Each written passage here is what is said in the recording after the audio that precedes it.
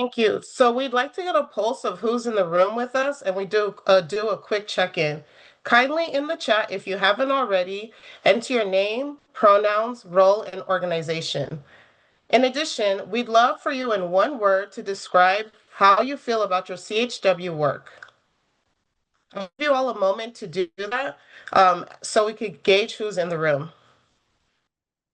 Thank you for sharing all of where you're representing. And now I'd like to quickly go over the purpose and agenda of this meeting. We are here today to share an update on HCAI's involvement in the joint California Health and Human Services Agency, or CalHHS, the Department of Healthcare Access and Information, us, HCAI, and the Department of Healthcare Services, DHCS's CHWPR Workforce Initiative. We will go over a background on the initiative, a community engagement overview, the key findings, and lastly, the funding framework. And now I will hand it over to Libby Abbott, our esteemed Deputy Director of HCAI's Office of Health Care Workforce Development. Thanks, Tanielu, and good afternoon, everyone. Glad to be with you all. Very proud, as well as some of you have articulated, to be part of this work. Honored that the state gets to play a role in supporting this great work.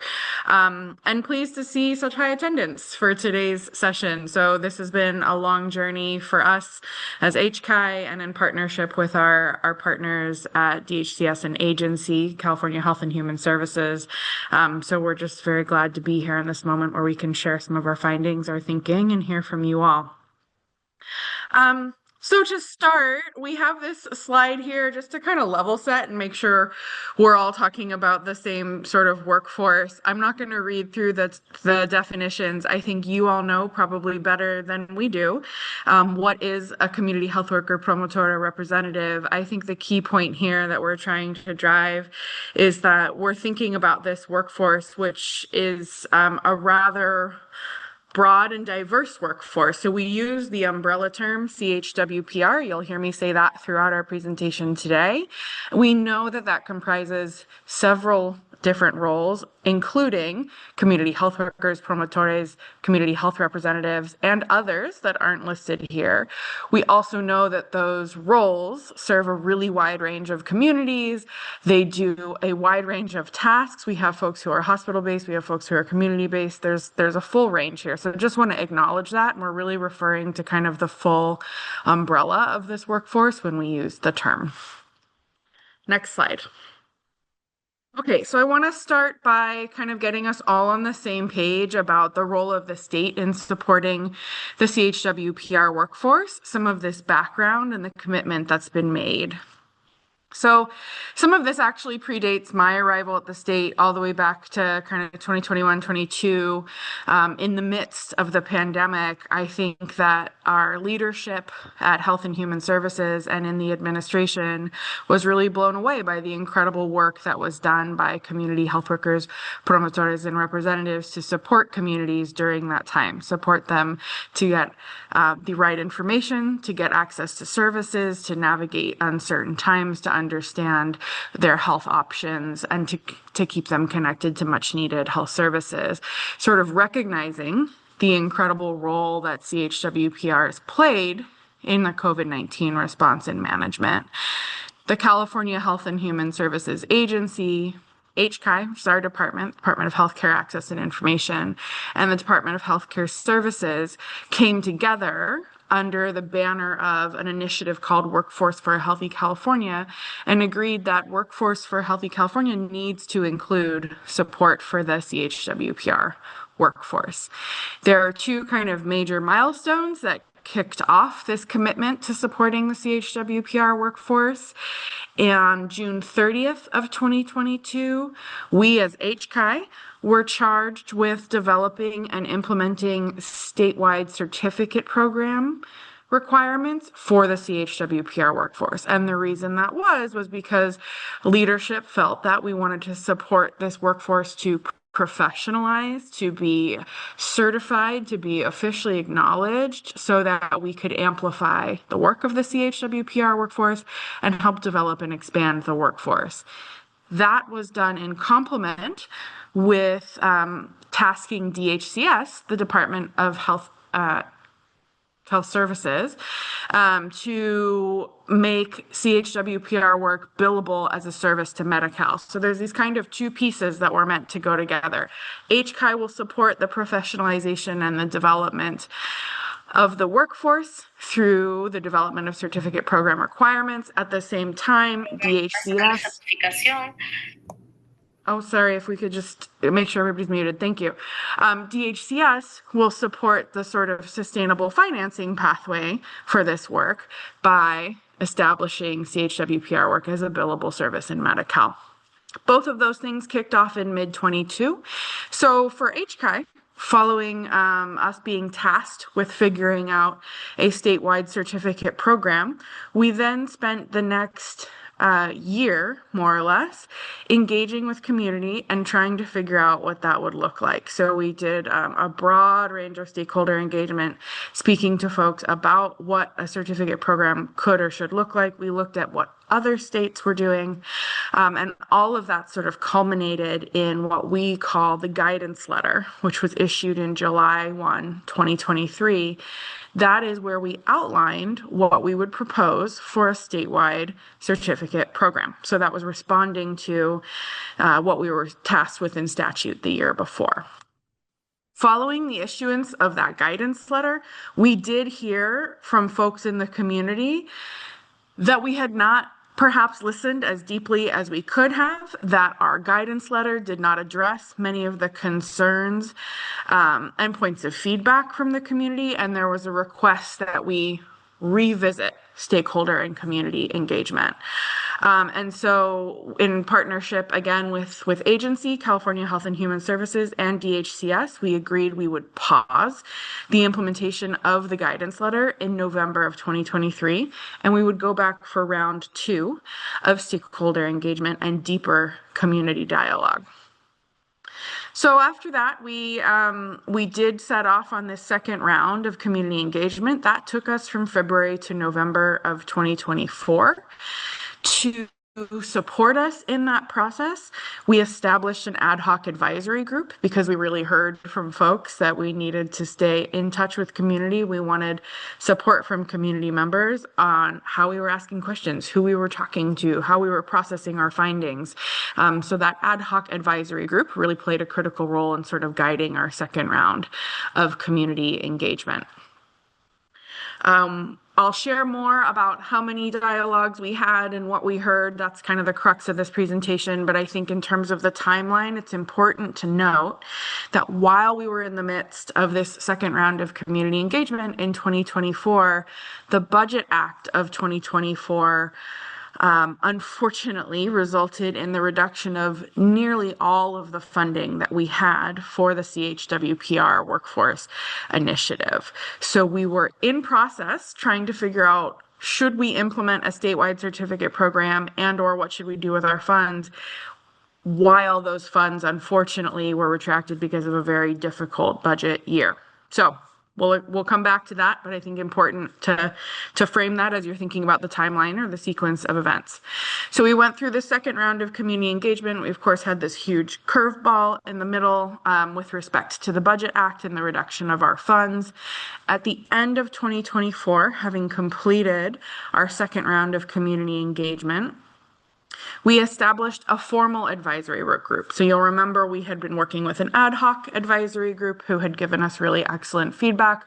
We wanted to open up a formal advisory work group that was open to folks to apply, who would then move forward with us as we digested the findings from the community engagement and moved it into some funding decisions for the funds that did remain.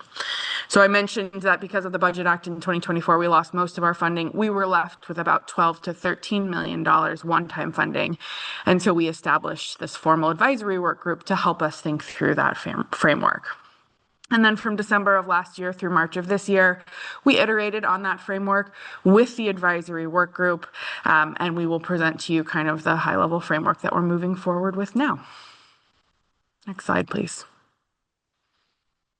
Okay, So I promised we would talk a little bit more about the community dialogues. We'll share kind of the overview of the process and then, of course, the findings, which is the meat of what we're hoping to present to you today.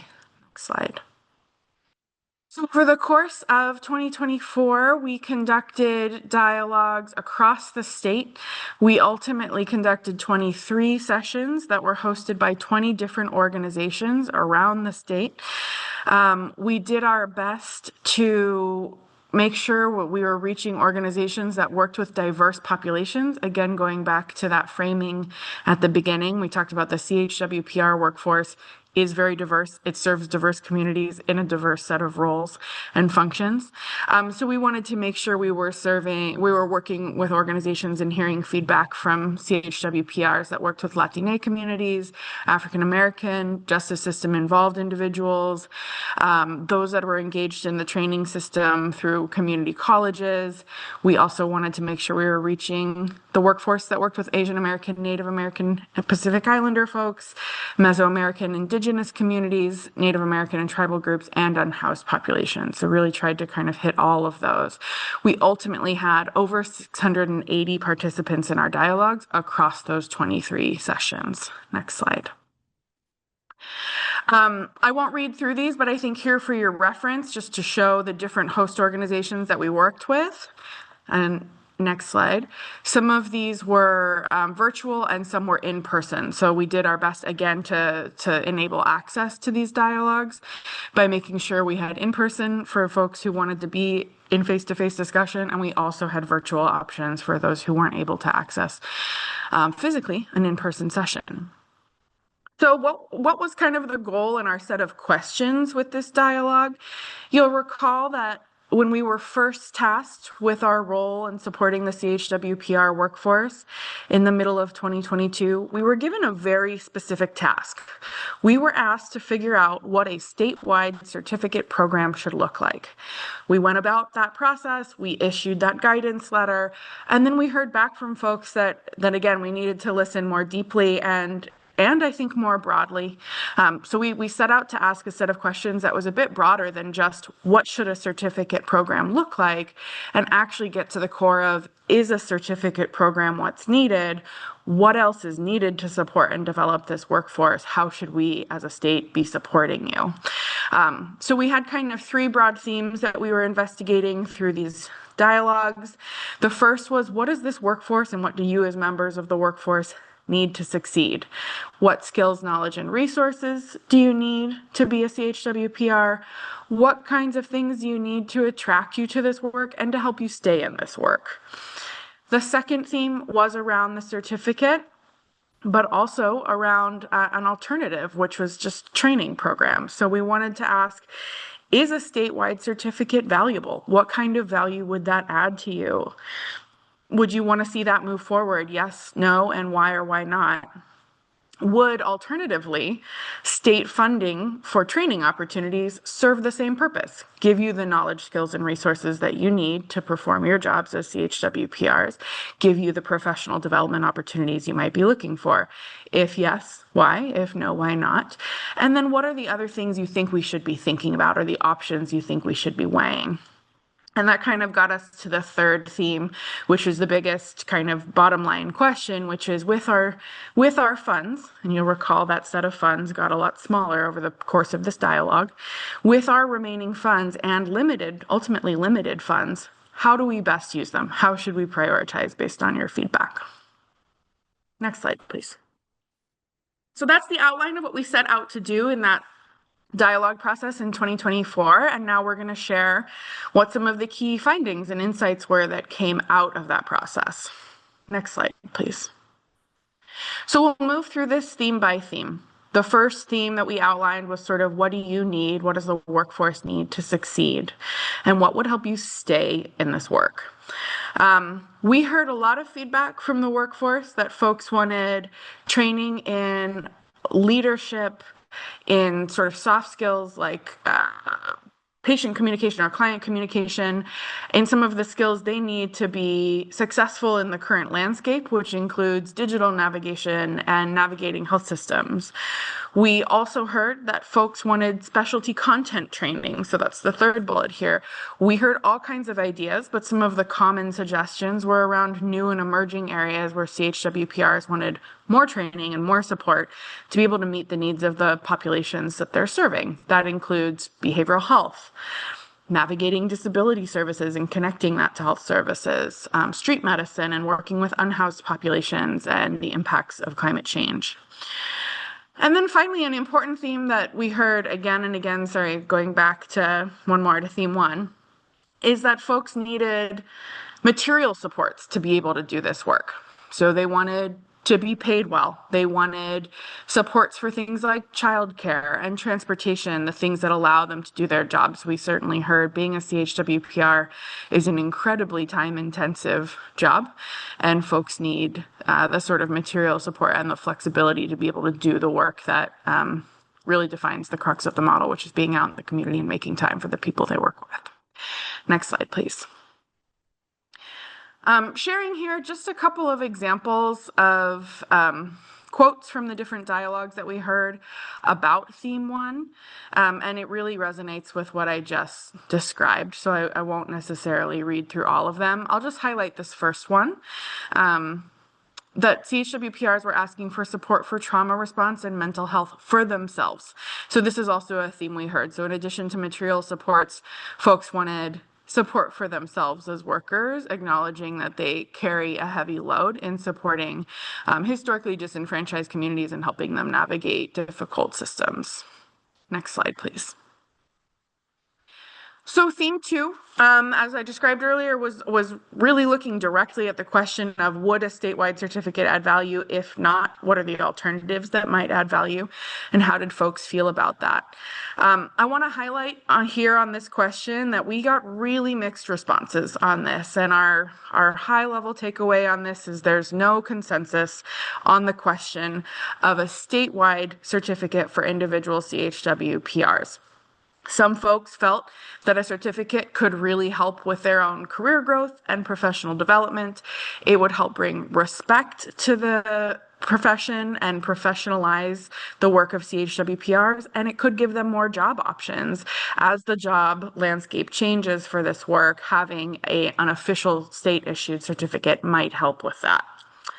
On the other hand, we heard from others that it might exclude folks who have been doing this work for a really long time without the need for a statewide certificate, that those folks might not have access to or be inclined to or excel in a classroom or a formal certificate setting, and they wanted to make sure that part of the workforce wasn't left behind. And then there did seem to be sort of common ground agreement that if a certificate was to move forward, it needed to fit a few criteria. It needed to be low cost or free. It needed to really prioritize training from the folks who have done the work and have the lived experience as CHWPR and as folks in the community, that it needed to remain a community-rooted training and certification approach. And then it needed to be accessible. And that was both in terms of language and format, thinking about hybrid, in-person, and virtual formats to allow as many folks as possible to access. So again, just sharing some of the quotes from the really rich dialogues we had on this subject. Again, it sort of touches on all the themes I just described, so I won't read through them, but I think just interesting to see this tension that was coming up regularly around, on the one hand, credibility, validation, and professional opportunity, and on the other hand, concerns around leaving folks behind and potentially changing the nature of what it means to be a CHWPR. Next slide. Okay, so the second part of theme two, we asked first about the certificate, but in our early dialogues, we kind of started to hear that people were conflating the concept of a certificate with a training opportunity. So we asked a second question around, would just more training opportunities help solve some of these problems that you're describing for us? And there was overall, I would say, pretty strong support for additional training and professional development opportunities for this workforce. Folks felt that they wanted training that, again, that was community-based, flexible, accessible, some of the themes we just talked about in the context of a certificate. Again, they highlighted specific training areas they might be interested in, content areas, as well as skills around providing trauma-informed care, using technology, public speaking, etc. And then again, this point around accessibility, making sure that training is available to folks in different languages and different literacy levels and in different formats. Next slide, please.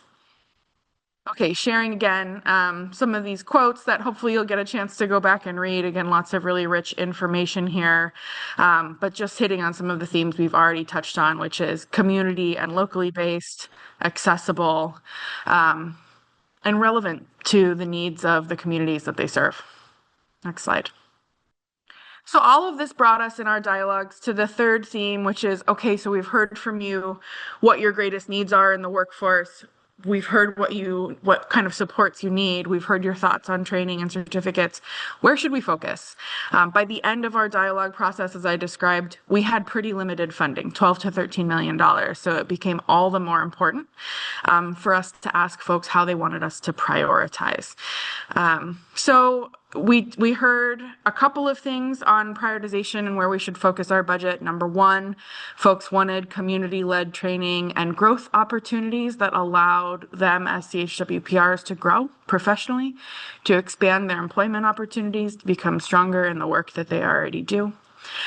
We again heard a really strong call for these kinds of material supports, like housing, childcare, and even mental health and behavioral health services for the workers themselves, right? This idea that they carry a lot of secondary trauma and issues in supporting these communities. We also heard folks sort of talk about the need for work, whether that's done by the state or otherwise, to raise awareness of what a CHWPR is, to really lift up that role and its potential and its impact, and that's important as we think about the long-term sort of trajectory of this workforce and the real potential they have to support our goals as a state and our commitment to health for all. And then finally, there's a real call for thinking through sustainability and organizational development, recognizing that many of the organizations that have been supporting and employing and deploying CHWPRs for a long time have lived grant to grant, and might be smaller CBOs that need support to think about how to expand, how to tap into the Medi-Cal benefit, and how to make sure they can sustain themselves as organizations over time and the workforces that they work with. Next slide, please. And again, I'll leave these quotes for you all to review. Next slide. So we wanted to kind of turn that into what we walked away with as our insights, our key takeaways and insights from this process. And I'll note this is a combination of what we heard in the dialogues, and then also the conversations we were having with our ad hoc advisory work group, who were helping us make sense of what we were hearing throughout the process. So these were some of our takeaways. Number one, we should think about supporting flexible training opportunities across the state. There seemed to be general agreement that this would be beneficial for the workforce. We heard that on this question of a certificate, it should only happen if it can be inclusive, if it would not leave folks behind, and if it would meet certain criteria for sort of what is considered a valid training or background for a CHWPR that doesn't change the nature of the work that they do. We also heard that whether it's training or certificate that we pursue, that it needs to really be community rooted. It needs to draw on the experience of professionals who've been doing the work for a long time in the communities and remain sort of anchored to those communities. We of course we took away this point around accessibility, which came up a number of times. Training and any other offerings needs to be available in multiple languages, in communities that might not have as great of access, including rural areas, and in hybrid formats that allow folks to access kind of flexibly and based on their resources and their time. And then last takeaway here is this point around support for the well-being of the workforce themselves. Next slide, please. So I mentioned that we worked really closely with an ad hoc advisory work group that helped us kind of both shape how we approached the community dialogue, but also how we interpreted or made sense of what we heard in that process. And I think two key points that we'll lift up here that came through really strongly from the ad hoc group. Number one, many of the organizations that employ and support CHWPRs were having a difficult time figuring out how to tap into and navigate the Medi-Cal CHW benefit. So we were very fortunate, of course, to have DHCS in the working group on this initiative. And they were able to help us understand what kinds of resources they were offering. They heard this feedback from the community, and they continue to provide technical assistance to organizations to try to address this. But keep this in mind, because this will show up when we talk about our funding framework and where we ultimately decided to put our funds. The second key point, I think, which was really important was, as you recall, we heard mixed feedback about the question of whether we should roll out an individual level certificate, but the ad hoc advisory group was very supportive of the idea of rolling out a program accreditation function. So what that means is instead of certifying individuals as CHWPRs, we could accredit the organization's CBOs and training programs that historically have trained these folks, credit them as valid trainers, and they in turn can train the prepared workforce. So there was a lot of support for that idea of program accreditation over individual certificates. Next slide, please. All right, so that is the summary of what we learned from our dialogue process and our engagement with the ad hoc group. As I described in the timeline, we then took that information, we stood up our formal advisory work group, and we started turning that into a funding framework. What should we do with our remaining funds? So I'm going to describe to you now what that funding framework looks like. So I want to reiterate this point. I've mentioned it a few times, but important to note, when we set out on our round 2 community dialogues, we had significant funds to support this workforce and to consider the prospect of a statewide certificate function. By the end of the Budget Act of 2024, we remained with about $12 to $13 million in one-time funds, and that is not enough money to stand up a certificate or a program accreditation function. That's because both of those functions are ongoing functions that we would need to implement indefinitely. $12 to $13 million, not enough for us to be able to stand up a comprehensive accreditation or certification function and maintain it over time. So with that in mind, we ran some initial ideas through our ad hoc group, then we stood up our formal group and we ran a draft framework through them in December of 2024. And then we started to iterate until we landed on what is now our 4-pillar framework for our remaining $12 to $13 million funds. Next slide. So I'm going to walk you through the 4 pillars, and this is kind of, I guess, the sort of the meat of where we are. So we wanted to make sure you understood the takeaways from the engagement process, but this is the best description of where we are now and where we're headed. So I want to make sure this is very clear. So 4 pillars that we're focusing on going forward. Pillar number 1, we refer to as the immigrant community health and resilience pillar. And this is, this pillar emerged really due to timing. So you'll recall in the timeline, I said we closed our engagement process in November of 2024, and we started iterating on our funding framework. That was at the same time that the federal administration was looking to change, and we started hearing a lot from the new incoming administration about increased immigration action. CHWPRs, as I've said before, serve a wide range of communities. There is a long and strong history of CHWPRs serving immigrant communities in California.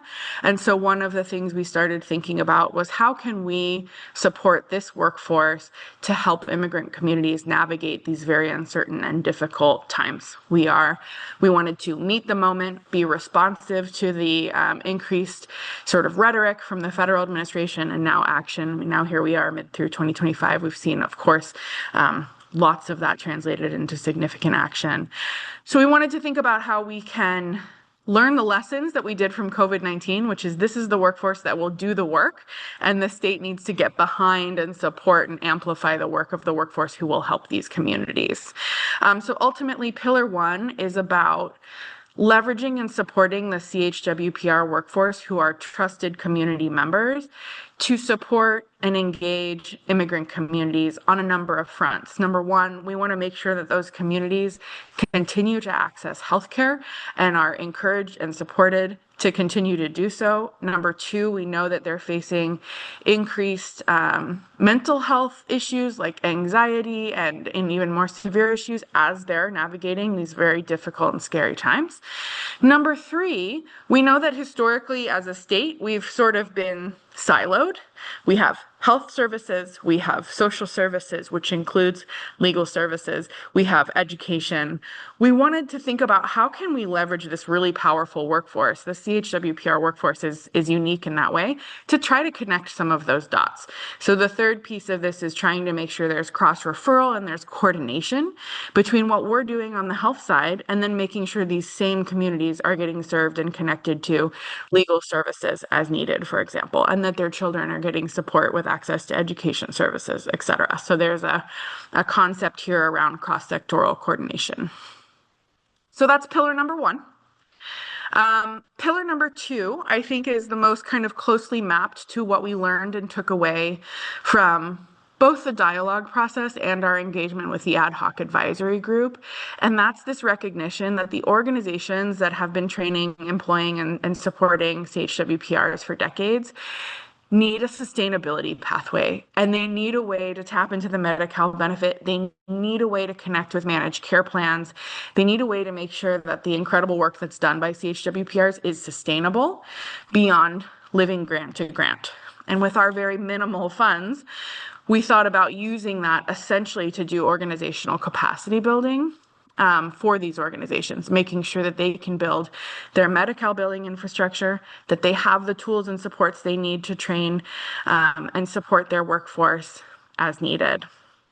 I want to highlight that an important part of this that was brought to us by both of our advisory work groups was that organizational capacity building is important. And you'll recall we heard that both in the dialogues and from our advisory groups, but also that we need to make sure funds are getting to the CHWPRs themselves. So there's a component of this pillar where we're leveraging an existing grant program called the Amplifying Impact Initiative. But we've added a component there to make sure that parts of the funds that go to each organization are encouraged to be used directly to support the workforce, whether that's through stipends or funded internships or childcare costs, whatever it might be. So we're trying to sort of bring these two pieces together in that pillar. Okay. Pillars 3 and 4.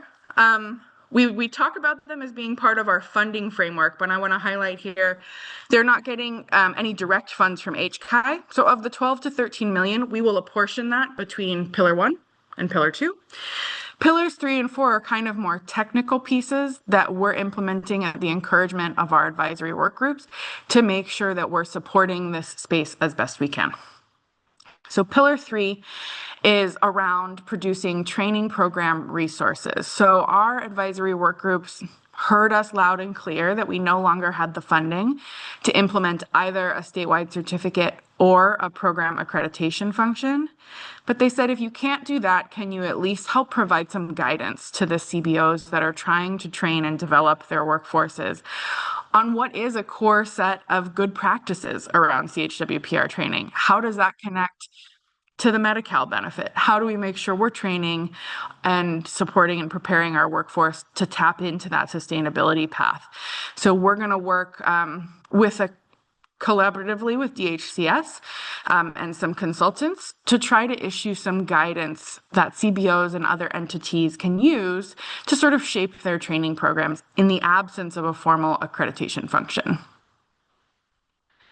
The fourth and final pillar was also a suggestion from our advisory groups and a great one. Essentially, they said, okay, again, we hear that you can't do a program accreditation function now, even though that's what we think is needed. Can you at least build a roadmap for what that will look like if and when you get resources in the future? what they said to us, and I think this is absolutely fair, is you've been talking to the community for 2 years now, and you still can't implement this function. Let's make sure that if you get the money in the future, you don't come back to us for a third round of engagement. And I think that's 100% fair. So we appreciate that push that we got from the community, and we are again working in close collaboration with DHCS and a team of consultants to help us outline and have this in our back pockets. What would an accreditation function look like? What would the roles and responsibilities be? How would we implement it, et cetera? And the goal here is to make sure we're going to run it through and iterate it with our advisory work group so that if we do get resources for this in the future, we're ready to go. We are ready to hit the go button, and we don't have to go back for further consultation. Okay. So I'm going to outline some steps ahead, and then I think I'm going to suggest that we take a quick break to let folks just digest and think about your questions before we open it up for further discussion. So I'll walk through a few more slides. Want to outline our next steps. So again, underscoring that we will not be implementing a statewide certificate program.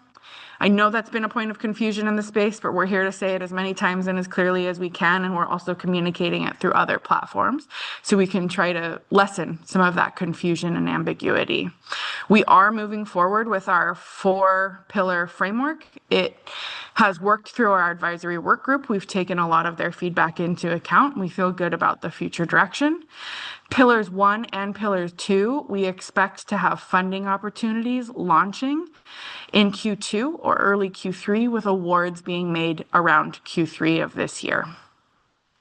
And then we've begun the work to sort of shape what Pillar 3 we've begun the Pillar 3 work, which includes trying to figure out what the statewide training guidance and resources can look like. That will be a heavily consultative process. We have a team of community-rooted consultants who are supporting this. We will be doing extensive consultation with organizations, and again, we will iterate it through our advisory work group to make sure they're comfortable with the direction that we're heading. And then we believe that Pillar 3 will take us through the end of this year, and Pillar 4 will start early next calendar year. Next slide. I think now is a good time for us to take maybe a 5-minute break, give folks time to digest, and then we can get into the discussion. Okay, thanks so much for those comments. Something I do want to address, because I don't think I spoke to it earlier in my voiceover. Amplifying Impact is a program that already existed. It was initially funded by the California Healthcare Foundation. It had very similar goals to what we identified as relevant and appropriate goals coming out of our dialogue process. So we sort of independently came up with this idea of we want to be able to support organizations to tap into Medi-Cal and develop their workforces. And then we realized there's a program that does that. So we're essentially channeling our funds to support that Amplifying Impact initiative to expand its reach to allow for new applicants as well as additional funds to existing awardees. And as I mentioned, making sure that some of the funds that we provide will go directly to workforce and not just to organizations. So some important details that I may not have addressed earlier that I want to make sure everyone understands. Okay. Lots of great questions. I know it's also a lot of information. So we'll just give a minute or two for any more to pop into the chat. Hopefully we've hit on most of the key questions. And if there aren't any further questions, we can definitely end early. I saw that we shared the inbox in the chat, and folks can reach out to that to get on our listserv, make sure you're getting up-to-date information about our way forward. We will be sharing the progress of the 4 pillars and our work with the advisory work group through that platform. Well, thank you everyone for your time, for hanging with us in this long journey. It's been several years. We've learned a lot. We are excited about what we're able to do with our remaining funds. We know there's a lot more work to be done. We're glad to be engaging with all of you through this platform and with our advisory work group. And we look forward to continued engagement. So thanks everyone. Be well. We appreciate your time.